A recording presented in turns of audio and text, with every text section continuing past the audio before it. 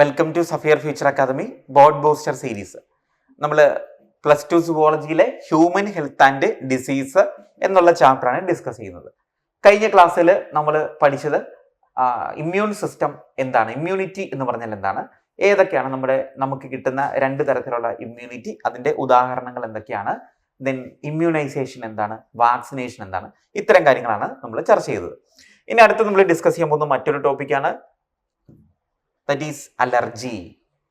Allergy എന്താണ്? Allergy എന്ന് പറഞ്ഞാൽ അതായത് നമ്മൾ എപ്പോഴെങ്കിലൊക്കെ നമുക്ക് എന്താണ്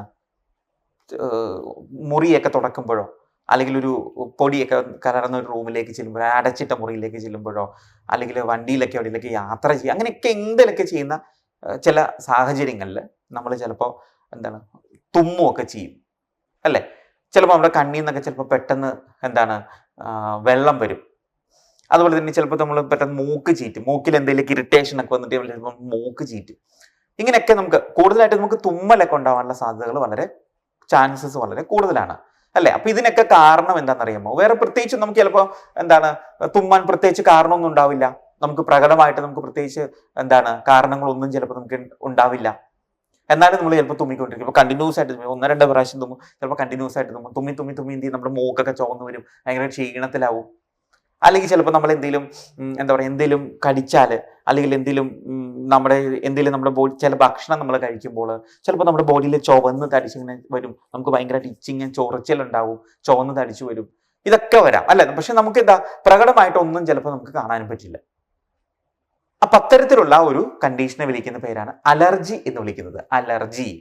അപ്പോ അലർജി ഒരിക്കലെങ്കിലും ഈ അലർജി ആയിട്ട് ബന്ധപ്പെട്ട എന്തെങ്കിലുമൊക്കെ ലക്ഷണങ്ങളൊക്കെ ഉണ്ടാവാത്തവർ തീരെ ചുരുക്കമായിരിക്കും അല്ലെ. തുമ്മലുണ്ടാവാത്തവരോ, കണ്ണ് പെട്ടെന്ന് അടയ്ക്കുന്നവരോ ഒക്കെ ചിലപ്പോ കണ്ണിൽ നിന്ന് വെള്ളം വരുന്നതോ, ചിലപ്പോൾ ഇതൊന്നും വളരെ ചുരുക്കം ആളുകൾക്ക് ഇതൊന്നും ഉണ്ടാവാതെ ഇരിക്കാറുള്ളൂ. അപ്പൊ നമ്മൾ ഡിസ്കസ് ചെയ്യുന്നത് ഇനി അടുത്ത ടോപ്പിക്കാണ് അലർജി എന്ന് പറഞ്ഞാൽ എന്താണ്, എന്തുകൊണ്ടാണ് നമുക്ക് അലർജി ഉണ്ടാവുന്നത്, അലർജി അല്ലെങ്കിൽ അലർജൻസ് എന്ന് പറഞ്ഞാൽ എന്താണ്, എന്തുകൊണ്ടാണ് ഇങ്ങനെയുള്ള ലക്ഷണങ്ങളൊക്കെ ഉണ്ടാവുന്നത്, നമ്മുടെ ശരീരം എന്തൊക്കെയാണ്, എന്തുകൊണ്ട് നമ്മുടെ ശരീരം ഇതിനെയൊക്കെ പ്രതിരോധിക്കുന്ന ഇങ്ങനെ ഉണ്ടാവാൻ കാരണം എന്താണ്, നമ്മുടെ ബോഡിക്ക് ഉള്ളിൽ നടക്കുന്ന കാരണങ്ങൾ എന്തൊക്കെയാണെന്നാണ് നമ്മളിവിടെ ഡിസ്കസ് ചെയ്യുന്നത്. ഓക്കെ, അപ്പൊ നമുക്ക് ആദ്യം നോക്കുന്ന എന്താണ് അലർജി, എന്താണ് നമുക്കൊരു ഡെഫിനേഷൻ നോക്കാം അല്ലെ. What is allergy? അലർജി എന്ന് പറഞ്ഞാൽ the exaggerated response of the immune system to certain antigens present in the environment. നമ്മുടെ ബോഡിയിൽ നമ്മുടെ നേച്ചറിൽ അല്ലെങ്കിൽ നമ്മുടെ പരിസ്ഥിതിയിൽ, നമ്മുടെ എൻവയോൺമെന്റിൽ അല്ലെങ്കിൽ നമ്മുടെ ചുറ്റുപാടും ഒരുപാട് ആന്റിജൻസ് ഉണ്ട് അല്ലെ. ആന്റിജൻസ് എന്ന് വെച്ചാൽ ഫോറിൻ ബോഡി, നമ്മുടെ ബോഡിയുടെ സ്വന്തം അല്ലാത്ത ആൾക്കാരെയാണ് നമ്മൾ എന്ത് വിളിക്കുക, ആന്റിജൻ അല്ലെങ്കിൽ ഫോറിൻ ബോഡി എന്ന് വിളിക്കുന്നതല്ലേ. നമ്മുടെ ബോഡിയുടെ അകത്തുള്ളത് അല്ലെങ്കിൽ നമ്മുടെ ബോഡിക്ക് സ്വന്തം അല്ലാത്ത ആൾക്കാരെ, നമ്മുടെ ബോഡിക്ക് പറ്റാത്ത ആൾക്കാരെയൊക്കെ നമ്മൾ എന്ത് വിളിക്കുക, ആന്റിജൻ എന്ന് വിളിക്കുന്നത് അല്ലെ. അപ്പൊ നമ്മുടെ ചുറ്റുപാടും പ്രകൃതിയിൽ ഇഷ്ടംപോലെ ആന്റിജൻസ് ഉണ്ടാവും അല്ലെ. നമുക്ക് അറിയത്തില്ലാത്ത ഒരുപാട് സൂക്ഷ്മജീവികൾ ഉണ്ടാവും, പൊടിപടലങ്ങൾ ഉണ്ടാവും, അങ്ങനെ ഒരുപാട് സാധനങ്ങൾ ഉണ്ടാവും. അപ്പൊ ഇങ്ങനെയുള്ള സംഗതികൾ നമ്മുടെ ശരീരത്തിനകത്തേക്ക് പ്രവേശിച്ചു കഴിഞ്ഞാൽ, ചിലപ്പോൾ വെള്ളം കുടിക്കുമ്പോഴായിരിക്കും, മൂക്കിലൂടെ, കണ്ണിലേക്കായിരിക്കാം, മൂക്കിലൂടെ, അങ്ങനെ എന്തും ആയിക്കോട്ടെ, ശ്വസിക്കുമ്പോഴായിരിക്കും, എന്തും ആയിക്കോട്ടെ, അങ്ങനെ പല മാർഗങ്ങളിലൂടെ ചില വസ്തുക്കൾ നമ്മുടെ ബോഡിയിലേക്ക് പ്രവേശിച്ചു കഴിഞ്ഞാൽ നമ്മുടെ ബോഡി എന്ത് ചെയ്യും, റെസ്പോണ്ട് ചെയ്യും. ഇഷ്ടമല്ല, ബോഡി ഉറപ്പായിട്ടും റെസ്പോണ്ട് ചെയ്യും. അതെങ്ങനെ? Exaggerated response. എന്താ വെച്ചാൽ എക്സാഗ്രേറ്റ് എന്ന് വെച്ചാൽ കുറച്ച് കൂട്ടുക എന്നൊക്കെ നമ്മൾ പറയില്ല, എക്സാഗ്രേറ്റ് ചെയ്ത് പറയുന്നു എന്നൊക്കെ പറയില്ല. അപ്പൊ നമ്മുടെ ബോഡി എന്ത് ചെയ്യും, എക്സാഗ്രേറ്റഡ് ആയിട്ട് ചില രീതിയിൽ റെസ്പോണ്ട് ചെയ്തെന്നിരിക്കും. ഓക്കെ, ഇത്ര ഉള്ളൂ അപ്പൊ അലർജി എന്ന് പറയുന്നത്. അപ്പൊ ആ ഒരു പ്രോസസ്സിനെ അല്ലെങ്കിൽ ആ ഒരു കണ്ടീഷനെ വിളിക്കുന്ന പേരാണ് അലർജി എന്ന് പറയുന്നത്. അപ്പൊ നമ്മുടെ ചുറ്റുപാടും നമ്മുടെ എൻവയോൺമെന്റിലുള്ള പല വസ്തുക്കളും നമ്മുടെ ശരീരത്തിലേക്ക് പ്രവേശിക്കാൻ കാരണമായാൽ ബോഡിക്ക് അത് ഇഷ്ടപ്പെടാതെ ബോഡി ഇത് പെട്ടെന്ന് അങ്ങോട്ട് എന്ത് ചെയ്യും, എക്സാഗ്രേറ്റഡ് ആയിട്ടുള്ള രീതിയിൽ റെസ്പോണ്ട് ചെയ്യും. ആ റെസ്പോൺസിനെ വിളിക്കുന്ന പേരാണ് അലർജി എന്ന് പറയുന്നത്. അലർജി. ഓക്കെ, എന്തുകൊണ്ടാണ് ഈ അലർജി അല്ലെങ്കിൽ എന്തുകൊണ്ടാണ് ഇങ്ങനെ റെസ്പോണ്ട് ചെയ്യാൻ കാരണം? ചില വസ്തുക്കൾ നമ്മുടെ ബോഡിക്ക് ഇഷ്ടപ്പെട്ടിട്ടില്ല, അതുകൊണ്ടാണ് നമ്മളെ ബോഡി റെസ്പോണ്ട് ചെയ്തത്. എന്തൊക്കെയാണ് ആ വസ്തുക്കൾ, അല്ലെങ്കിൽ അവരെ നമ്മൾ വിളിക്കുന്ന പേരെന്താണ്? അവരെ നമ്മൾ വിളിക്കുന്ന പേര് അലർജൻസ് എന്നാണ്. അലർജൻസ് എന്നാണ് വിളിക്കുന്നത്. എന്താണ് allergen? The substances to which such an immune response is produced are called allergens. Okay, അതായത് നമ്മുടെ ബോഡി നമ്മുടെ ബോഡിക്ക് ഇഷ്ടമല്ലാത്തതും ഇഷ്ടമല്ലാത്ത ചില സാധനങ്ങൾ നമ്മുടെ ബോഡിയുടെ ഉള്ളിലേക്ക് ചെന്ന് കഴിഞ്ഞാൽ നമ്മുടെ ബോഡി എന്ത് ചെയ്യുന്നു, അതിനെ എതിരെ റെസ്പോണ്ട് ചെയ്യും. അത്തരത്തിലുള്ള വസ്തുക്കൾക്ക് വിളിക്കുന്ന പേരാണ് അലർജൻസ് എന്ന് വിളിക്കുന്നത്.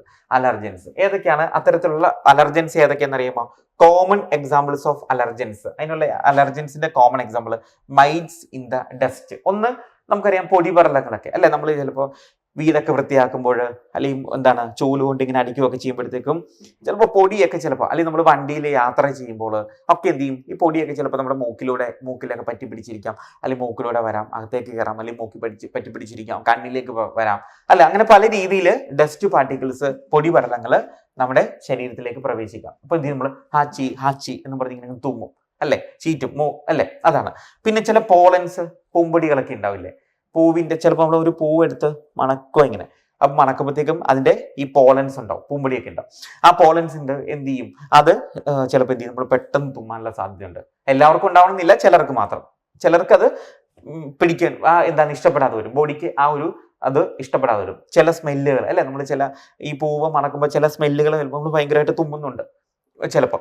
അല്ലെങ്കിൽ അനിമൽ ഡാൻഡർ അല്ലെ, നമ്മള് മൃഗങ്ങളുടെയൊക്കെ രോമമൊക്കെ ഇല്ലേ, നമ്മളിപ്പോൾ വീട്ടിൽ ഓമനിച്ച് വളർത്തുന്ന പട്ടി ഉണ്ടാവും, പൂച്ച ഉണ്ടാവും, ഇതൊക്കെ ഉണ്ടാവില്ലേ.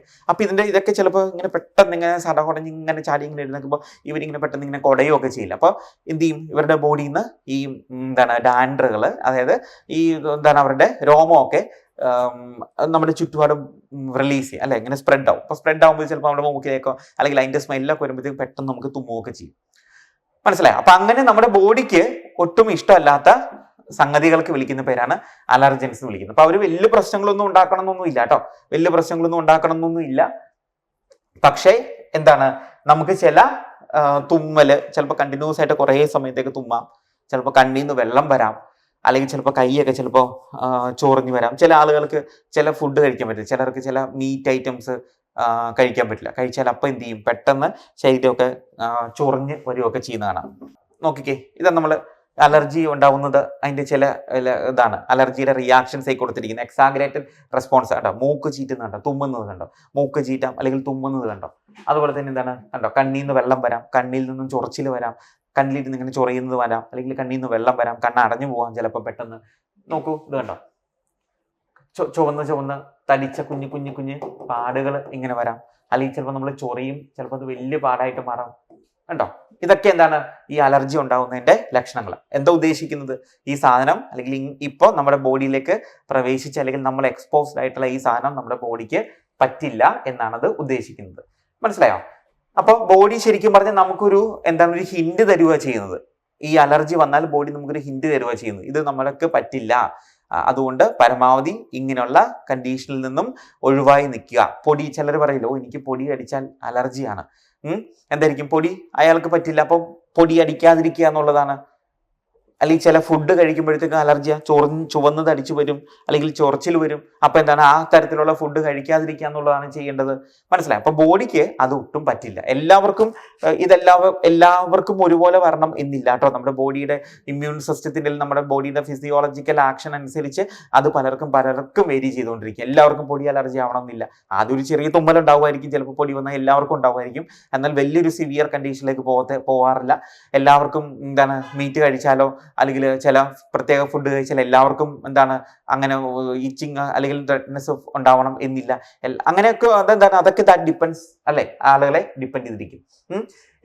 ഇനി നോക്കൂ, എന്റെ സിംറ്റംസാ കൊടുത്തേക്ക്. നോക്കിക്കേ, സ്നീസിങ്, വാട്ടറി ഐസ്, നമ്മളിപ്പോ പറഞ്ഞാണ് sneezing, watery eyes, running nose, difficulty in breathing. അതിന്റെ മറ്റൊരു പ്രശ്നമാണ് ചിലർക്ക് എന്തായിരിക്കും, ശ്വാസം എടുക്കാൻ ഉള്ള ബുദ്ധിമുട്ട് അവിടെ ഫോം ചെയ്യും. ഇനി എന്തുകൊണ്ടാണ് നമുക്ക് ഇങ്ങനെ ഈ അലർജി അല്ലെങ്കിൽ എന്തുകൊണ്ട് ഈ നമ്മൾ തുമ്മുന്നതിന്റെ കാരണം അല്ലെങ്കിൽ ചുവന്ന് തടിച്ചു വരുന്നതിന്റെ കാരണം എന്തൊക്കെയാന്ന് നോക്കാം. ഓക്കെ, അതായത് നമ്മുടെ ബോഡിയിലേക്ക് ഇപ്പൊ ഏതെങ്കിലും ഒരു ഡസ്റ്റ് പാർട്ടിക്കിളോ അങ്ങനെ എന്തെങ്കിലുമൊക്കെയാണെന്ന് വിചാരിക്കുക. ഡസ്റ്റ് പാർട്ടിക്കിൾ, ഈ ഡസ്റ്റ് പാർട്ടിക്കിൾ പോലുള്ള ഇവന്മാരൊക്കെ എന്ത് ചെയ്യും, നമ്മുടെ ബോഡിയിലേക്ക് അല്ലെങ്കിൽ നമ്മുടെ ബോഡിയിൽ ഇൻട്രൊഡ്യൂസ് ചെയ്യപ്പെടാം. അപ്പോൾ ഇൻട്രൊഡ്യൂസ് ചെയ്യപ്പെടുമ്പോൾ നമ്മൾ പറഞ്ഞു ഇമ്മ്യൂണോഗ്ലോബുലിൻ എന്ന് പറഞ്ഞില്ല. എന്താ ഇമ്മ്യൂണോഗ്ലോബുലിൻ അല്ലെങ്കിൽ antibody to attack the foreign substance അല്ലെ, ഫോറിൻ സബ്സ്റ്റൻസിനെ ആക്രമിക്കാൻ വേണ്ടിയിട്ടുള്ളവരല്ലേ. അപ്പോൾ ഇങ്ങനെയുള്ള എന്തെങ്കിലും നമുക്ക് ബോഡിക്ക്, നമ്മുടെ ഓരോരുത്തരുടെയും ബോഡിക്ക് ഇഷ്ടപ്പെടാത്ത ഏതെങ്കിലും വസ്തുക്കൾ, അലർജൻസ് നമ്മുടെ ബോഡിയിൽ പ്രവേശിച്ചു കഴിഞ്ഞാൽ എന്ത് ചെയ്യുന്നറിയാമോ, ബോഡി ഉടനെ IgE എന്ന് പറയുന്ന ഇമ്മ്യൂണോഗ്ലോബുലിനെ പ്രൊഡ്യൂസ് ചെയ്യും. IgE. അപ്പോൾ എങ്ങനെയാണ്, ഏതെങ്കിലും ഒരു നമ്മുടെ ബോഡിക്ക് ഇഷ്ടപ്പെടാത്ത ആരെങ്കിലും വന്നു കഴിഞ്ഞാൽ, പൊടിപടലങ്ങളോ ഒക്കെ വന്നു കഴിഞ്ഞാൽ ബോഡി എന്ത് ചെയ്യും, IgE എന്ന് പറയുന്ന ആന്റിബോഡീസിനെ പ്രൊഡ്യൂസ് ചെയ്യും, ഇമ്മ്യൂണോഗ്ലോബുലിനെ പ്രൊഡ്യൂസ് ചെയ്യും. ആ ഇമ്മ്യൂണോഗ്ലോബുലിൻ എന്ത് ചെയ്യുന്ന അറിയാമോ, നമ്മുടെ ബോഡിയിലെ മാസ്റ്റ് സെൽസ് ഉണ്ട്, മാസ്റ്റ് സെല്ലുകൾ, ഈ മാസ്റ്റ് സെല്ലുകളെ അത് റെക്കഗ്നൈസ് ചെയ്യും. ഇമ്മ്യൂണോഗ്ലോബുലിൻ IgE വന്നാല് ആദ്യം ഡസ്റ്റ് അല്ലെങ്കിൽ അലർജൻ ബോഡിയിലേക്ക് പ്രവേശിക്കുന്നു. ബോഡി ഉടനെ തന്നെ IgE എന്നുള്ള ഇമ്മ്യൂണോഗ്ലോബുലിനെ പ്രൊഡ്യൂസ് ചെയ്യുന്നു. ആ ഇമ്മ്യൂണോഗ്ലോബുലിൻ എന്ത് ചെയ്യുന്നു, നമ്മുടെ ബോഡിയിലുള്ള മാസ്റ്റ് സെല്ലിനെ സ്റ്റിമുലേറ്റ് ചെയ്യും. ആ മാസ്റ്റ് സെൽ എന്ത് ചെയ്യുന്ന അറിയാമോ, ഹിസ്റ്റാമിൻ ആൻഡ് സെറോട്ടോണിൻ പോലെയുള്ള കെമിക്കൽ സബ്സ്റ്റൻസസിനെ റിലീസ് ചെയ്യും. അപ്പൊ ഇങ്ങനെയുള്ള ഇത്തരത്തിലുള്ള ഈ കെമിക്കൽ സബ്സ്റ്റൻസസ് റിലീസ് ചെയ്യുന്നതിന്റെ ഫലമായിട്ടാണ് നമുക്ക് എന്ത് വരിക, ഈ സ്നീസിങ്, തുമ്മലും ചീറ്റലും അല്ലെങ്കിൽ വാട്ടറി ഐസ് അല്ലെങ്കിൽ ഇച്ചിങ് അല്ലെങ്കിൽ റെഡ്നസ് ഒക്കെ വരുന്നത് എപ്പോഴാണ്, ഈ ഹിസ്റ്റാമിനും സെറോട്ടോണിനും ഒക്കെ റിലീസ് ചെയ്യുന്നതിനെ അനുസരിച്ചിട്ടാണ്. ക്ലിയർ ആയോ? ഓക്കെ. അപ്പോൾ IgE ആദ്യം ഡസ്റ്റ്, നമുക്ക് ബോഡിക്ക് പറ്റില്ലാത്ത ഏതെങ്കിലും ഒരു സംഭവം വന്നു കഴിഞ്ഞാൽ ബോഡി എന്ത് ചെയ്യുന്നു, IgE എന്നുള്ള ഇമ്മ്യൂണോഗ്ലോബുലിനെ പ്രൊഡ്യൂസ് ചെയ്യുന്നു, മാസ്റ്റ് സെല്ലിനെ സ്റ്റിമുലേറ്റ് ചെയ്യുന്നു, മാസ്റ്റ് സെല്ല് ബ്ലഡിലേക്ക് ഹിസ്റ്റാമിനെയും സെറോട്ടോണിനെയും പ്രൊഡ്യൂസ് ചെയ്യുന്നു. അതനുസരിച്ച് ലക്ഷണങ്ങൾ, സ്നീസിങ്ങോ വാട്ടറി ഐസോ റെഡ്നസോ പോലുള്ള ഒക്കെ നമുക്ക് അങ്ങനെയുള്ള ലക്ഷണങ്ങളൊക്കെ ബോഡിയിൽ പ്രൊഡ്യൂസ് ചെയ്യപ്പെടാം, ഉണ്ടാകാം. അപ്പൊ ഈ ഒരു കണ്ടീഷനെ നമ്മൾ വിളിക്കുന്ന പേരാണ് അലർജി എന്ന് വിളിക്കും. ഓക്കെ, നോക്കൂ, allergy is due to the release of chemicals like histamine and serotonin from the mast cell. ഹിസ്റ്റാമിനും സെറോട്ടോണിനും മാസ്റ്റ് സെല്ലിൽ നിന്നും പ്രൊഡ്യൂസ് ചെയ്യുമ്പോഴാണ് അലർജി ഉണ്ടാവുന്നത്. എപ്പോഴാണ് the antibodies produced to these are type of IgE type. എപ്പോഴാണ് ആദ്യം അലർജൻസ് ബോഡിയിലേക്ക് ഇൻട്രൊഡ്യൂസ് ചെയ്യുന്നു, IgE റിലീസ് ചെയ്യുന്നു, IgE മാസ്റ്റ് സെല്ലിനെ സ്റ്റിമുലേറ്റ് ചെയ്യുന്നു. മാസ്റ്റ് സെല്ലാണ് എന്ത് ചെയ്യുന്നത്, സെറോട്ടോണിനെയും അതുപോലെ തന്നെ ഹിസ്റ്റാമിനെയും റിലീസ് ചെയ്യുന്നത്. അതനുസരിച്ചിട്ടാണ് നമുക്ക് ഈ പറഞ്ഞ watery eyes, running nose, sneezing, difficulty breathing പോലുള്ള അലർജിയുടെ കുഴപ്പങ്ങളൊക്കെ നമുക്ക് ഉണ്ടാവുന്നത്. ക്ലിയർ ആയോ? ഇനി അടുത്ത നമ്മൾ ഡിസ്കസ് ചെയ്യുന്നത്, അലർജി എന്ന് പറഞ്ഞാൽ ഒരു കുഴപ്പക്കാരനാണെന്ന് വെച്ചാൽ കുഴപ്പക്കാരനാണ്. ചിലർക്ക് ചിലർക്ക് എന്നാൽ വലിയ പ്രശ്നങ്ങളൊന്നും ഉണ്ടാക്കാറില്ല.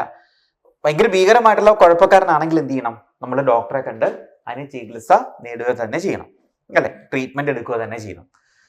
അപ്പൊ ശരീരമൊക്കെ പെട്ടെന്ന് ഇപ്പൊ ചുമന്ന് തടിച്ചു വന്നാൽ എന്ത് ചെയ്യണം, അത് നോർമൽ പൂർവ്വസ്ഥിതിയിലേക്ക് മാറ്റണമെങ്കിൽ നമ്മൾ എന്തെങ്കിലും മെഡിസിൻസ് ഒക്കെ കഴിച്ചേ പറ്റുള്ളൂ, അല്ലെ. അപ്പൊ അങ്ങനെയൊക്കെയുള്ള കണ്ടീഷൻ വന്നാൽ നമ്മൾ തീർച്ചയായിട്ടും ഒരു ഡോക്ടറെ കൺസൾട്ട് ചെയ്യേണ്ടതാണ്. അപ്പോൾ ഈ ഒരു ഡോക്ടറുടെ അടുത്ത് ചെല്ലുക, സാറേ എനിക്ക് ഇങ്ങനെ തുമ്മുമ്പോൾ അലർജിയാണ്, അല്ലെങ്കിൽ ഇന്ന ഫുഡ് കഴിച്ചപ്പോൾ എനിക്ക് അലർജിയാണെന്നൊക്കെ പറഞ്ഞ് നമ്മൾ ഡോക്ടറുടെ അടുത്ത് ചെല്ലും.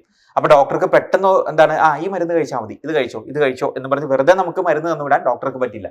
അപ്പൊ ഡോക്ടർ ആദ്യം എന്ത് ചെയ്യണം, four determining the cause of allergy the patient is exposed to or injected with very small doses of possible allergens and the reaction studied. അതായത് ഇപ്പൊ നമുക്ക് അലർജിയാണെന്ന് പറഞ്ഞപ്പോൾ നമ്മളിപ്പോ ബീഫ് കഴിക്കുമ്പോഴത്തേക്ക് അലർജിയാണ്, അല്ലെങ്കിൽ ചിക്കൻ കഴിക്കുമ്പോൾ അലർജിയാണ്, അല്ലെങ്കിൽ ഇന്ന വെജിറ്റബിൾ കഴിക്കുമ്പോഴത്തേക്ക് അലർജിയാണെന്നൊക്കെ പറഞ്ഞു. വെജിറ്റബിൾ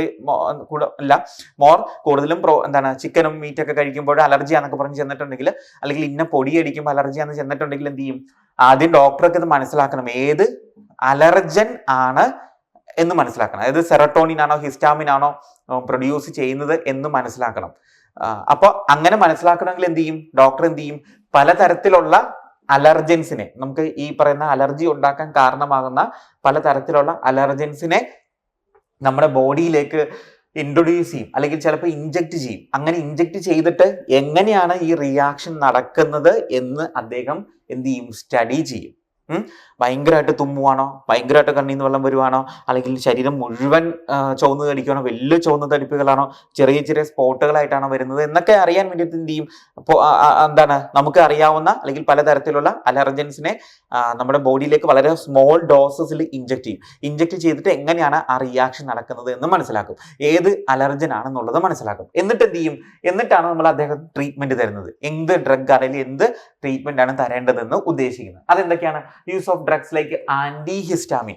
ഹിസ്റ്റാമിനും സെറട്ടോണിനും ഒക്കെ ഇല്ലേ. അപ്പൊ ഹിസ്റ്റാമിൻ റിലീസിങ് കൊണ്ടാണെങ്കിൽ ആ ഹിസ്റ്റാമിന്റെ റിലീസിങ് തടയാൻ വേണ്ടിയിട്ടുള്ള ആന്റി ഹിസ്റ്റാമിനെ തരുന്നു. അതുപോലെ അഡ്രീനാലിൻ, അതുപോലെ തന്നെ സ്റ്റിറോയിഡ്, അഡ്രീനാലിനും അല്ലെങ്കിൽ സ്റ്റിറോയിഡും ഒക്കെ പോലെയുള്ള ക്വിക്ലി റെസ്പോൺസ്, പെട്ടെന്ന് തന്നെ റെസ്പോൺസ് തരുന്ന തരത്തിലുള്ള ഡ്രഗ്സ്, അഡ്രിനാലിൻ അടങ്ങിയിരിക്കുന്ന അല്ലെങ്കിൽ സ്റ്റിറോയിഡുകൾ അടങ്ങിയിരിക്കുന്ന മരുന്നുകൾ എന്ത് ചെയ്യുന്നു, നമുക്ക് തരുന്നു. മനസ്സിലായോ? അപ്പോ ആദ്യം നമ്മൾ ഏത് തരത്തിലുള്ള അലർജനാണെന്ന് മനസ്സിലാക്കുന്നു, അതിന്റെ ഡോസേജ്, അതിന്റെ റിയാക്ഷൻ എങ്ങനെയാണെന്ന് മനസ്സിലാക്കുന്നു, അതിനുശേഷം മാത്രമാണ് ഏത് ട്രീറ്റ്മെന്റ് ആണ് തരേണ്ടത് എന്ന് അദ്ദേഹം തീരുമാനിക്കുന്നത്, ഡോക്ടർമാർ തീരുമാനിക്കുന്നത്. ആന്റി ഹിസ്റ്റാമിൻ, അഡ്രീനാലിൻ, സ്റ്റിറോയിഡ് പോലെ ക്വിക്ലി റെസ്പോൺസ്, പെട്ടെന്ന് തന്നെ റെസ്പോൺസ് കിട്ടുന്ന, എഫക്റ്റീവ് ആവുന്ന തരത്തിലുള്ള മരുന്നുകളായിരിക്കും നമുക്ക് തരുന്നത്.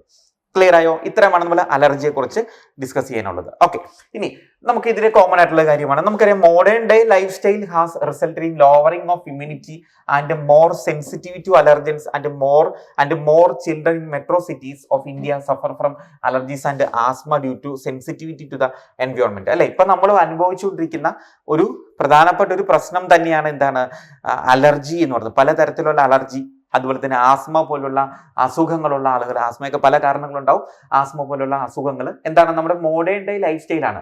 മോഡേൺ ഡേ ലൈഫ് സ്റ്റൈൽ എന്ന് വെച്ചാൽ നമ്മൾ ഉപയോഗിക്കുന്ന നമ്മുടെ ചില ജീവിത രീതികൾ മാറുന്നത്, നമ്മൾ കഴിക്കുന്ന ആഹാര സാധനങ്ങളുടെ സോഴ്സസ് മാറുന്നത്, ഇതൊക്കെ എന്ത് സംഭവിക്കുന്നുണ്ട്, നമ്മുടെ ഇമ്മ്യൂണിറ്റി കുറയ്ക്കാൻ കാരണമാകുന്നുണ്ട്. നമ്മൾ പല സമയത്തും നമ്മുടെ കൃത്യമായിട്ടുള്ള ടൈമിങ്ങിൽ നമ്മൾ ഫുഡ് കഴിക്കാത്തത്, കൃത്യമായിട്ടുള്ള അല്ലെങ്കിൽ എന്താണ് ന്യൂട്രിയൻസ് അടങ്ങിയിരിക്കുന്ന ആഹാര സാധനങ്ങൾ നമ്മൾ കഴിക്കാത്തത് കൊണ്ടൊക്കെ, അല്ലെങ്കിൽ ഇമ്മ്യൂണിറ്റി തരുന്ന ആഹാരമൊക്കെ നമ്മൾ കഴിക്കാത്തത് കൊണ്ടും, കൂടുതൽ എന്താ പറയുക, ഈ ഫ്രീസറിലും ഫ്രിഡ്ജിലൊക്കെ വെച്ചിരിക്കുന്ന ആഹാരമൊക്കെ കഴിക്കുന്നത് കൊണ്ട് പൊതുവെ നമ്മുടെ ഇമ്മ്യൂണിറ്റി എന്ന് പറയുന്നത് കുറയുക ചെയ്യുന്നത് ഇപ്പം. അപ്പൊ അങ്ങനെ ഇമ്മ്യൂണിറ്റി കുറയുന്നത് കൊണ്ട് എന്തായിരിക്കും സംഭവിക്കുക, നമ്മുടെ ഇതുപോലുള്ള അലർജൻസ് ഒക്കെ നമ്മുടെ ബോഡീനെ ആക്രമിക്കാനുള്ള സാധ്യതകൾ വളരെ കൂടുതലാണ്. ഒപ്പം തന്നെ എന്താണ് മെട്രോ സിറ്റീസിലൊക്കെ ജീവിക്കുന്ന ആളുകൾ, ഇന്ത്യയുടെയൊക്കെ മെട്രോ സിറ്റീസിലൊക്കെ ജീവിക്കുന്ന ആളുകൾക്കൊക്കെ നമുക്കറിയാം ഇപ്പോൾ ഒരുപാട് എക്യുപ്മെന്റുകൾ, മെഷീൻസ്, വാഹനങ്ങൾ ഒക്കെ വരുന്നുണ്ട്. അവിടെ നിന്നൊക്കെ ഒരുപാട് പൊടിപടലങ്ങൾ വരുന്നുണ്ട്, അല്ലെങ്കിൽ പലതരത്തിലുള്ള ഫോം ചെയ്യുന്നുണ്ട്. അപ്പൊ എന്താണ്, ഇതൊക്കെ ഇങ്ങനെ ഒരുപാട് സംഗതികളൊക്കെ വരുന്നുണ്ട്. സിറ്റിയിലൊക്കെ ജീവിക്കുന്ന ആളുകളൊക്കെ ഭയങ്കരമായിട്ട് എന്താണ്, ഇമ്മ്യൂണിറ്റി കുറവുള്ളവരും, അതുപോലെ തന്നെ ആസ്മാറ്റിക് പേഷ്യൻസും, അതുപോലെ തന്നെ എന്താണ് പെട്ടെന്ന് പല തരത്തിലുള്ള അലർജി ഒക്കെ വരുന്നവരൊക്കെ ആയിട്ട് മാറിക്കൊണ്ടിരിക്കുകയാണെന്നാണ് പറയുന്നത്. പ്രത്യേകിച്ചും കുട്ടികൾക്കൊക്കെ അലർജിയുടെ ഒക്കെ പോസിബിലിറ്റി വളരെ കൂടുതലാണ്. Okay. So then this could be because of the protected environment provided early in life. അപ്പോൾ നമ്മൾ modern day life style change ചെയ്തപ്പോഴാണ് ഇന്നത്തെ കാലഘട്ടത്തിൽ അലർജി കൂടി വരുന്നത്. പക്ഷേ ഏർലി ലൈഫിൽ അല്ലെങ്കിൽ പഴയ കാലത്തൊക്കെ എങ്ങനെയായിരുന്നു, നമ്മുടെ എൻവയോൺമെന്റ് വളരെ വളരെ നല്ല രീതിയിൽ ഫുഡ് കഴിക്കുകയും, അതായത് വളരെ ഹെൽത്തി ആയിട്ടുള്ള ഫുഡ് കഴിക്കുന്നു, കൃത്യസമയത്ത് ഫുഡ് കഴിക്കുന്നു, ജങ്ക് ഫുഡുകൾ ഒഴിവാക്കുന്നു, ഫ്രഷ്ലി പ്രിപ്പയർഡ് ആയിട്ടുള്ള ഫുഡൊക്കെ കഴിക്കുന്നത് കൊണ്ട് നമുക്ക് എന്തായിരുന്നു, ബോഡിക്ക് തന്നെ ഒരു ഇമ്മ്യൂൺ പവർ അല്ലെങ്കിൽ ഇമ്മ്യൂണിറ്റി ഉണ്ടായിരുന്നു. പക്ഷെ ഇപ്പൊ അതൊക്കെ ആ ഒരു കണ്ടീഷനൊക്കെ മാറി കഴിയുമ്പോഴത്തേക്ക് എന്ത് ചെയ്തു, നമ്മുടെ എൻവയോൺമെന്റ് തന്നെ, പരിസ്ഥിതിയിൽ നിന്ന് തന്നെ പലതരത്തിലുള്ള അലർജൻസ് ഉണ്ടാവാനും ഇതിനൊന്നും പ്രതിരോധിക്കാൻ നമ്മുടെ ബോഡിക്ക് കഴിയാതെ വരികയും ചെയ്യുന്നു. ഇത്രയുമാണ് നമ്മൾ അലർജിയെ കുറിച്ച് ഡിസ്കസ് ചെയ്യുന്നത്. ഓക്കെ, ഇനി അടുത്ത ഭാഗം ഓട്ടോ ഇമ്മ്യൂണിറ്റി. ഇനി അടുത്ത ടോപ്പിക്കാണ് ഓട്ടോ ഇമ്മ്യൂണിറ്റി. അതായത് ഈ ഓട്ടോ ഇമ്മ്യൂണിറ്റി എന്ന് വെച്ചാൽ നമ്മൾ ഡിസ്കസ് ചെയ്തു, അല്ലെ, ഇമ്മ്യൂണിറ്റിയെ കുറിച്ച് നമ്മൾ ഡിസ്കസ് ചെയ്തു. അക്വേർഡ് ഇമ്മ്യൂണിറ്റി ഉണ്ട്, ഇന്നേറ്റ് ഇമ്മ്യൂണിറ്റി ഉണ്ട്, ബി ലിംഫോസൈറ്റ് ഉണ്ട്, ടി ലിംഫോസൈറ്റ് ഉണ്ട് എന്നൊക്കെ പറഞ്ഞു, അല്ലെ. അപ്പൊ ഇവിടെ നിന്നൊക്കെ നമ്മൾ ഒരു കാര്യം പ്രധാനമായിട്ട് ഓർത്തിരിക്കേണ്ടത് എന്താണ്, നമ്മുടെ ബോഡിക്ക് കുറെ ഓർഗൻസും സെല്ലും കാര്യങ്ങളെല്ലാം ഉണ്ട്, അല്ലെ. ബോഡിയുടെ നോർമൽ ആയിട്ടുള്ള ഫിസിയോളജിക്കൽ ആക്ഷൻ നടക്കാൻ വേണ്ടി ഒത്തിരി സാധനങ്ങളുണ്ട്, അല്ലെ. അപ്പൊ ബോഡി എന്ത് ചെയ്യണം, പക്ഷെ ആ ബോഡിയിലേക്ക് പുറമേ നിന്ന് ആരെങ്കിലും വന്നു കഴിഞ്ഞാൽ ബോഡിക്ക് അത് റെക്കഗ്നൈസ് ചെയ്യാൻ പറ്റും. അതനുസരിച്ച് ബോഡി എന്ത് ചെയ്യുന്നു, ബി ലിംഫോസൈറ്റുകളെയും അതുപോലെ ടി ലിംഫോസൈറ്റുകളെയൊക്കെ പ്രൊഡ്യൂസ് ചെയ്ത് ഈ ഫോറിൻ സബ്സ്റ്റൻസസിനെയൊക്കെ നശിപ്പിച്ച് കളയുന്നു എന്നാണ് നമ്മൾ ഇത്രയും സമയം കൊണ്ട് പഠിച്ചത്, അല്ലെ. അപ്പൊ ഇവിടെ നമ്മൾ ഡിസ്കസ് ചെയ്യുന്ന മറ്റൊരു കാര്യമാണ് ഓട്ടോ ഇമ്മ്യൂണിറ്റി എന്ന് പറയുന്നത്. ഇവിടെ ഇതെന്താ ഉദ്ദേശിക്കുന്നതെന്ന് അറിയാമോ? ഓട്ടോ ഇമ്മ്യൂണിറ്റി എന്ന് വെച്ചിട്ടുണ്ടെങ്കിൽ നമ്മുടെ ബോഡിയിലുള്ള ഇവിടെ നമ്മളൊരു ടേം ഇവിടെ പറയാൻ പോകണം. നമ്മുടെ ബോഡിയിലുള്ള സെല്ലുകൾക്ക് നമ്മൾ വിളിക്കുന്ന പേരാണ് സെൽഫ് സെല്ല്, അല്ലെ. എന്ന് നമുക്കൊരു പേര് വിളിച്ചാലോ, സെൽഫ് സെല്ലെന്ന്. സെൽഫ് സെല്ല്, നമ്മുടെ ബോഡിയുടെ സ്വന്തം സെല്ലുകളെ, എൻ്റെ ശരീരത്തിനുള്ളിലുള്ള സെല്ലുകളെ ഞാൻ വിളിക്കുന്ന പേരാണ് സെൽഫ് സെല്ല്. അത് എന്താണ്, നമ്മുടെ എല്ലാ അവയവങ്ങൾക്കും എല്ലാ ഭാഗങ്ങൾക്കും എന്തുണ്ട്, നമുക്ക് സെല്ലുകൾ ഉണ്ടാവും, അല്ലെ. അതാണ് നമ്മൾ സെൽഫ് സെല്ല് എന്ന് പറയുന്നത്. അപ്പൊ എന്തുകൊണ്ടാണ് ഈ ഇമ്മ്യൂൺ സിസ്റ്റം അല്ലെങ്കിൽ ബി ലിംഫോസൈറ്റ് അല്ലെങ്കിൽ എസ്പെഷ്യലി ടി ലിംഫോസൈറ്റ് എന്തുകൊണ്ടാണ് നമ്മുടെ ബോഡിയിലുള്ള സെല്ലിനെ അറ്റാക്ക് ചെയ്യാത്തത്? എന്തുകൊണ്ടായിരിക്കും? നമ്മുടെ ബോഡിക്ക് ഒരു കഴിവുണ്ട്, അല്ലെങ്കിൽ നമ്മുടെ ബോഡികളുടെ സെല്ലിന് അല്ലെങ്കിൽ ഇമ്മ്യൂൺ സിസ്റ്റത്തിന് ഒരു കഴിവുണ്ട്. എന്താണെന്നറിയാമോ? നമ്മുടെ ബോഡിയുടെ സ്വന്തം സെല്ലുകളെ അവന് തിരിച്ചറിയാൻ പറ്റും. അവന്റെ ബന്ധുക്കൾ ആരൊക്കെയാണെന്നുള്ളത് അവന് തിരിച്ചറിയാൻ പറ്റും. അതുകൊണ്ട് അവൻ എന്ത് ചെയ്യില്ല? ബന്ധുക്കളെ ഒന്നും ഉപദ്രവിക്കാൻ പോയില്ല. മനസ്സിലായോ? അപ്പം നമ്മുടെ അവർ body has the ability to distinguish അല്ലെങ്കിൽ റെക്കഗ്നൈസ് സെൽഫ് സെല്ല്. നമ്മുടെ ബോഡിക്ക് അല്ലെങ്കിൽ നമ്മുടെ ബോഡിയുടെ ഇമ്മ്യൂൺ സിസ്റ്റത്തിന്, ബോഡിക്ക് മാത്രമല്ല ഇമ്മ്യൂൺ സിസ്റ്റത്തിന് നമ്മുടെ സ്വന്തം സെല്ലുകളെ റെക്കഗ്നൈസ് ചെയ്യാനുള്ള കഴിവുണ്ട്. ഓക്കെ, അതുകൊണ്ട് അവൻ നമ്മുടെ ബോഡീനെ ആക്രമിക്കുന്നില്ല. ഇവിടെ നോക്കൂ, ഇവിടെ എന്താ പറഞ്ഞിരിക്കുന്നത്? Memory based acquired immunity evolved in higher vertebrates based on the ability to differentiate foreign organism from self cell. എന്ന് വെച്ചാൽ എന്താണ്?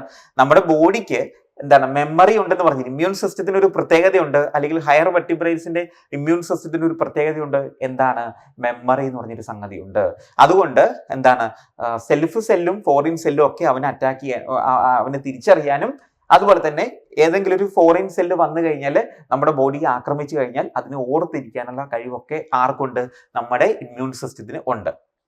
പക്ഷേ ചില പ്രത്യേക സാഹചര്യങ്ങളിൽ നമുക്കിത് ഇപ്പോഴും എന്തുകൊണ്ടാണ് വൈ എന്നുള്ളതിന്റെ ഒരു ഉത്തരം നമുക്ക് ഇപ്പോഴും പറയാൻ പറ്റിയിട്ടില്ല. എന്തുകൊണ്ടാണെന്നുള്ളത് നമുക്കത് അൺക്ലിയർ ആണ്, അറിയില്ല എന്നല്ലത് അത്ര വ്യക്തമായിട്ട് നമുക്ക് പറയാൻ കഴിയുന്നില്ല. ചില സാഹചര്യങ്ങൾ എന്ത് സംഭവിക്കുന്ന അറിയാമോ? നമ്മുടെ ടി ലിംഫോസൈറ്റുകളൊക്കെ ഓക്കെ, അപ്പോ നമ്മുടെ ബോഡിക്ക് സെൽഫ് സെല്ലുകളുണ്ട്, സെൽഫ് സെല്ലുകളെ റെക്കഗ്നൈസ് ചെയ്യാൻ പറ്റും. പക്ഷേ ചില പ്രത്യേക കണ്ടീഷനിൽ, ചില സാഹചര്യങ്ങളിൽ, ചില പ്രത്യേക കണ്ടീഷനിൽ നമ്മുടെ ബോഡി എന്ത് ചെയ്യുന്നറിയാമോ? അല്ലെങ്കിൽ നമ്മുടെ ബോഡിയിലെ ഈ ലിംഫോസൈറ്റുകൾ അല്ലെങ്കിൽ ഇമ്മ്യൂൺ സിസ്റ്റം എന്ത് ചെയ്യുന്നറിയാമോ? ഇമ്മ്യൂൺ സിസ്റ്റം അല്ലെങ്കിൽ നമ്മുടെ ഇമ്മ്യൂൺ സിസ്റ്റത്തിലുള്ള ഈ ടി ലിംഫോസൈറ്റുകൾ എന്ത് ചെയ്യുന്നറിയാമോ? നമ്മുടെ ബോഡിയുടെ സ്വന്തം സെല്ല്, സപ്പോസ് ഇത് നമ്മുടെ ബോഡിയുടെ ഒരു ഓർഗനാന്ന് വിചാരിക്കുക. നമുക്കിങ്ങനെ ഇതൊക്കെ സെല്ലുകളാണെന്ന് വിചാരിക്കുക. നമുക്ക് സെല്ലുകളുണ്ട്. ഈ ടി ലിംഫോസൈറ്റ് എന്തെന്നറിയാമോ? ഇവന്മാരെ വന്ന് ആക്രമിക്കും. നമ്മുടെ ബോഡിയുടെ സ്വന്തം സെല്ലുകളെ, ആരെയാ? സെൽഫ് സെല്ലുകളെ അറ്റാക്ക് ചെയ്യും. നമ്മൾ പറയില്ല ഫാഗോസൈറ്റോസിസ് നടത്തുന്നു എന്നൊക്കെ പറയില്ല, അല്ലെങ്കിൽ ഡീഗ്രേഡ് ചെയ്യും. അങ്ങനെ ഈ സെല്ലുകളെ ഇവൻ വന്നിട്ട് ഡീഗ്രേഡ് ചെയ്യും. അങ്ങനെ ഡീഗ്രേഡ് ചെയ്യുമ്പോൾ എന്ത് പറ്റും? എല്ലാ ഓർഗനും സെല്ലുകൾ വേണം. ആ സെല്ലുകളിലാണ് മെറ്റബോളിക് പ്രോസസ്സുകൾ നടക്കണം, അല്ലേ? അപ്പൊ എന്തായിരിക്കും സംഭവിക്കുക? ആ ഓർഗൻ ചിലപ്പോ ഡാമേജ് ആവാനുള്ള സാധ്യതയുണ്ട്, അല്ലെ? ആ ഓർഗൻ ഡാമേജ് ആവും. ഇപ്പൊ നമ്മുടെ തൈറോയ്ഡ് ഗ്ലാൻഡിനെ വന്ന് ആക്രമിച്ചു എന്ന് വിചാരിക്കുക. നമുക്കറിയാം ഇപ്പൊ നമ്മുടെ തൈറോയ്ഡ് ഗ്ലാൻഡ് ആണെങ്കിൽ തൈറോയ്ഡ് ഗ്ലാൻഡിൽ നമുക്ക് ഇങ്ങനെ ഫോളിക്കുലാർ സെല്ലുകളുണ്ട്. ഈ ഫോളിക്കുലാർ സെല്ലുകളെയാണ് വന്ന് ഈ ആന്റിബോഡീസ് വന്ന് ആക്രമിക്കുന്നത്, അല്ലെങ്കിൽ ലിംഫോസൈറ്റുകൾ അല്ലെങ്കിൽ ആന്റിബോഡീസ് വന്ന് ആക്രമിക്കുന്നത് എന്ന് വിചാരിക്കുക. എന്ത് പറ്റും? ഈ തൈറോയ്ഡ് ഗ്ലാൻഡിലുള്ള സെല്ലുകളെല്ലാം ഡീജനറേറ്റ് ചെയ്ത് പോകും, ഡീഗ്രേഡ് ചെയ്ത് പോകും. അപ്പൊ പിന്നെ തൈറോയ്ഡ് ഹോർമോൺസ് ഉണ്ടാക്കുമോ? ഇല്ല. എന്ത് സംഭവിക്കും? നമ്മുടെ ബോഡിയിൽ പ്രൊഡ്യൂസ് ചെയ്യേണ്ട തൈറോയ്ഡ് ഹോർമോണിന്റെ അളവ് കുറയും. അപ്പൊ അളവ് കുറയുമ്പോഴത്തേക്ക് നമ്മൾക്ക് ഹൈപ്പോ തൈറോയിഡിസം എന്നുള്ളൊരു അവസ്ഥയിലേക്ക് നമ്മൾ മാറും. അപ്പൊ നമുക്ക് എന്ത് പറ്റും? സ്ഥിരമായിട്ട് തൈറോയ്ഡ് ഹോർമോണിന്റെ അളവ് കുറയും.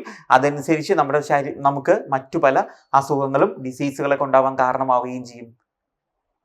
ഓക്കെ, ഇങ്ങനെയുള്ള അസുഖങ്ങൾക്ക് വിളിക്കുന്ന പേരാണ് autoimmune disease. Such diseases are called autoimmune disease. അപ്പൊ എങ്ങനെ നമുക്ക് ചുരുക്കി പറയാം ഓട്ടോ ഇമ്മ്യൂൺ ഡിസീസ്? നമ്മുടെ ബോഡിക്ക് സെൽഫ് സെല്ലുകളെ തിരിച്ചറിയാനുള്ള എബിലിറ്റി നഷ്ടപ്പെടുകയും അവന്മാര് നമ്മുടെ ബോഡിയുടെ സ്വന്തം സെല്ലുകളെ പോയി ആക്രമിച്ച് അവരെ നശിപ്പിക്കുകയും ചെയ്യുന്ന തരത്തിലുള്ള അസുഖങ്ങൾക്ക് വിളിക്കുന്ന പേരാണ് ഓട്ടോ ഇമ്മ്യൂൺ ഡിസീസസ്. ഓക്കെ, അപ്പൊ അത് ക്ലിയർ ആയെന്ന് വിചാരിക്കുന്നു. ഓട്ടോ ഇമ്മ്യൂൺ ഡിസീസ് നമ്മുടെ ബോഡിയുടെ സ്വന്തം സെല്ലുകളെ നശിപ്പിക്കുന്ന, അങ്ങനെ ഉണ്ടാവുന്ന കണ്ടീഷൻസിന്, അസുഖങ്ങൾക്ക് വിളിക്കുന്ന പേരാണ് ഓട്ടോ ഇമ്മ്യൂൺ ഡിസീസസ്. ഓക്കെ, അപ്പൊ ഇതിന്റെ കാരണം സാധാരണ നമുക്കിപ്പോ പറയാൻ പറ്റുന്നത് എന്താണെന്ന് വെച്ചാല് ചില ജനറ്റിക്കൽ ആയിട്ടുള്ള കാരണങ്ങൾ മൂലമാണ്. ശരിക്കും പറഞ്ഞാൽ ഒരു റീസൺ എന്ന് പറഞ്ഞു ജനറ്റിക്കലായിട്ട് ഇത് സംഭവിക്കാറുണ്ട്. Most of the experimental immunology deals with this aspect. Due to genetic and other unknown reason. ഇവിടെ പ്രത്യേകം പറഞ്ഞിട്ടുണ്ട് അൺനോൺ റീസൺ എന്ന് പറഞ്ഞിട്ടുണ്ട്. ജനറ്റിക് ആയിട്ടുള്ള, ജനിതകമായിട്ടുള്ള അല്ലെങ്കിൽ നമുക്ക് അറിയാൻ പറ്റാത്ത ചില കാരണങ്ങളാൽ the body attack cells. This result in damage of the body and it is called autoimmune disease. നമ്മുടെ ബോഡിയുടെ ഏത് സെല്ലിനെയാണോ ഇവൻ പോയി ആക്രമിക്കുന്നത് ആ ഓർഗൻ ചിലപ്പോൾ എന്ത് ചെയ്യും, കംപ്ലീറ്റ്ലി ഡാമേജ് ആയി പോവും. അതനുസരിച്ച് നമുക്ക് ഭയങ്കരമായിട്ടുള്ള അല്ലെങ്കിൽ എന്താണ് നമുക്ക് കുറെ കാലത്തേക്ക് നീണ്ടു നിൽക്കുന്ന തരത്തിലുള്ള അസുഖങ്ങളൊക്കെ ഉണ്ടാവാൻ കാരണമാവും. അപ്പൊ അത്തരത്തിലുള്ള അസുഖങ്ങൾ ഏതൊക്കെ കുറച്ച് എക്സാമ്പിൾ മാത്രം നമ്മൾ പറയുന്നുള്ളൂ. റുമറ്റോയിഡ് ആർത്രൈറ്റിസ് എന്ന് വിളിക്കും. റുമറ്റോയിഡ് ആർത്രൈറ്റിസ് നമ്മുടെ ബോൺസിനെയും അതുപോലെ തന്നെ ജോയിന്റുകളെയൊക്കെ, കൈയുടെയും കാലിന്റെയും ഒക്കെ ഇടയിലുള്ള ജോയിന്റുകളെയൊക്കെ ബാധിക്കുന്ന, ആ ജോയിന്റുകളെ ബാധിക്കുകയും അത് ഡീഗ്രേഡ് ചെയ്ത് പോവുകയും ചെയ്യുന്ന തരത്തിലുള്ള അസുഖമാണ് നമ്മൾ റുമറ്റോയിഡ് ആർത്രൈറ്റിസ്. ആർത്രൈറ്റിസ് അറിയാൻ നമുക്ക് വാദം എന്ന് പറയില്ല, അതാണ് ആർത്രൈറ്റിസ് എന്ന് പറയുന്നത്. അപ്പൊ നമ്മുടെ ജോയിന്റുകൾ, കൈയുടെയും കാലിന്റെയും വിരലിന്റെയും ഒക്കെ ഇങ്ങനെയൊക്കെയുള്ള ജോയിന്റുകളെ ഡീഗ്രേഡ് ചെയ്യുന്ന തരത്തിലുള്ള അസുഖമാണ് റുമറ്റോയിഡ് ആർത്രൈറ്റിസ് എന്ന് പറയുന്നത്. അതൊരു ഓട്ടോഇമ്യൂൺ ഡിസീസ് ആണ്. അതുപോലെ തന്നെ മറ്റൊന്നാണ് ഗ്രേവ്സ് ഡിസീസ് എന്ന് പറയുന്നത്. ഗ്രേവ്സ് ഡിസീസ് നിങ്ങൾ പഠിച്ചിട്ടുണ്ടാവും, ഫസ്റ്റ് ഇയറിൽ എൻഡോക്രൈനോളജിയിൽ പഠിച്ചിട്ടുണ്ടാവും. ഗ്രേവ്സ് ഡിസീസ് എന്ന് പറയുന്നത് എന്താണ്, തൈറോയ്ഡ്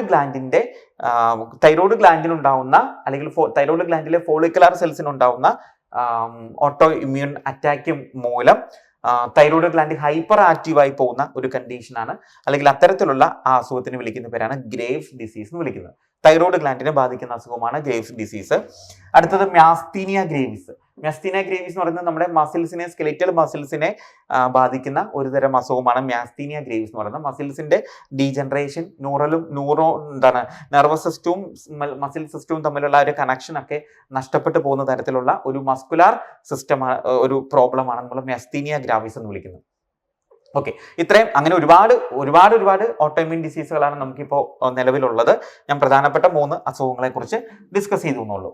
ഓക്കെ, സോ അപ്പൊ ഇത്രയുമാണ് നമ്മൾ ഈ സെഷനിൽ നമ്മൾ ഡീൽ ചെയ്തത്.